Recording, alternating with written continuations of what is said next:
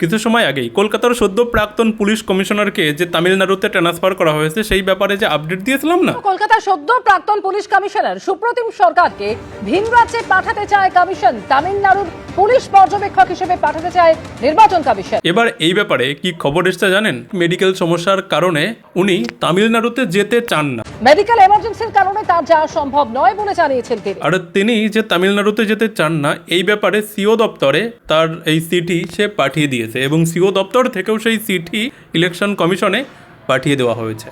তবে কমিশন সূত্রে খবর ইতিমধ্যে কিন্তু বাড়িতে মেডিকেল ইমার্জেন্সির কারণে তার যাওয়া সম্ভব নয় বলে সিও দপ্তরে বিষয়টি বিবেচনার জন্য পাঠিয়েছেন তিনি।